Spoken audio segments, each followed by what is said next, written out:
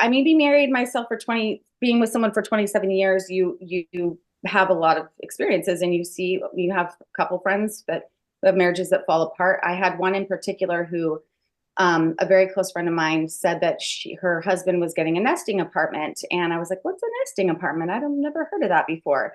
And she said, well, we don't want to move our kids from the family home. We don't want them to have to cart their stuff back and forth. They were middle to high school aged kids, and they had a lot going on, sports, academic stuff. And so they didn't want to move them.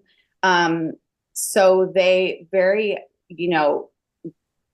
amicably, I guess you would have to be in order to agree to this, couldn't afford two separate places, but they could afford one separate place, which was the apartment. This was originally, the title was The Apartment, because it was sort of the setup for this dynamic, or the landscape for this story. So when they agree to do this, have this apartment, basically what it is, when you have your time with the kids, you'll be in the family home, and then, the other, person will be in the apartment. And then when it's their time, you switch. So you're never at the same place at the same time, but you are submerged into what their life is, in a sense, because you see what they had, the takeout that's in the refrigerator from the night before. And you go, I wonder who he went to dinner with, like things like this. So these people are divorced, but there's still this like connection that's more like almost tangible than maybe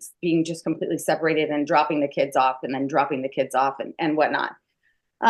So I started out with that. And then I had this really like intriguing idea, because I have a record collection, and I always thought like, oh, records and smell or sound, music and smells are probably the things that evoke the most emotion or memories for me. Like to this day, remember things that my dad played in the car that, take me right back to that ski trip, or right back to that, soccer game that we went to. And so I thought I used and for listeners who have not read the book, basically Danny, the main character, Danielle, they're both main characters, but I like to say with this story that the marriage is the main character, because we're following the dual points of view and seeing how they see it from both sides of the story. What she does is she has kind of taken over this tradition that her father had, which was to be playing a record, and whatever was going on, if it was sort of a milestone, like your toddler takes their first steps, whatever is playing, that, they would go into the album sleeve, the little white sleeve inside, and they would write a note, Johnny took his first steps today, or whatever it is.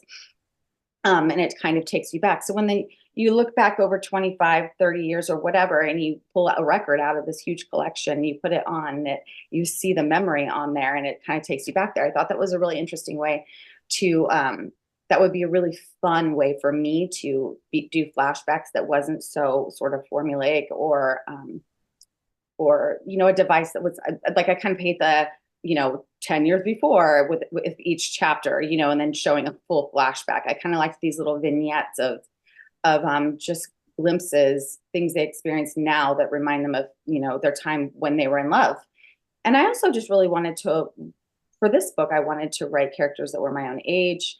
And I wanted to, because I was writing a lot of not young adult, but new adult, they call it. So early 20s, mid 20s, when you're kind of figuring out what you want to do in your life. And also you're falling in love in this very dramatic and sort of lusty way that most of us know, is not the way it goes forever.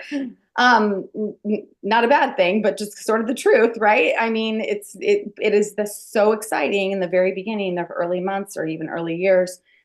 Not to say that it gets bad, it just changes. And so I'd been writing so much about that early part, and I wanted to say, what if we took these two people who had that experience? They fell in love very deeply and madly and had a great relationship for a very long time. And then where are they 22 years later?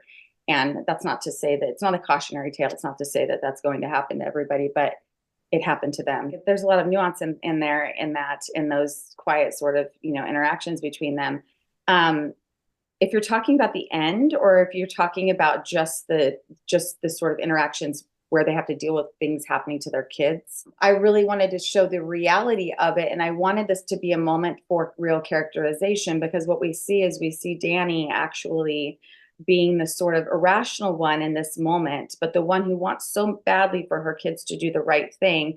And the husband, and this isn't not, atypical of how men and women are in a relationship, but she's sort of overreacting in a sense, and he's not really taking it that seriously, but both of them want the same thing for their kids. But what they realize is that it's like yin and yang. There's like a balance in that.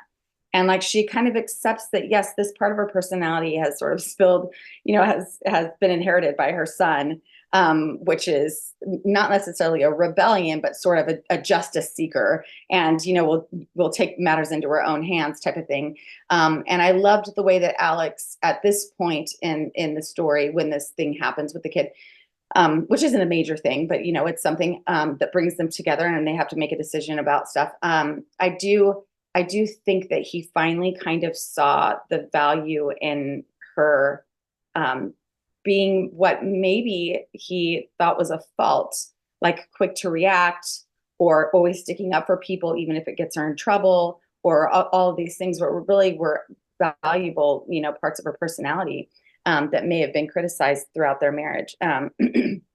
So I think that was difficult for me to write, because they're both me, like, first of all, but looking at it through, I feel like I'm more like Danny in my real life, and looking at it through that perspective, I had to admit that that I overreact in those situations, and that but I wanted it to be as realistic as possible, and I wasn't going to paint Danny as this perfect person. She had a lot of flaws. She made a lot of mistakes.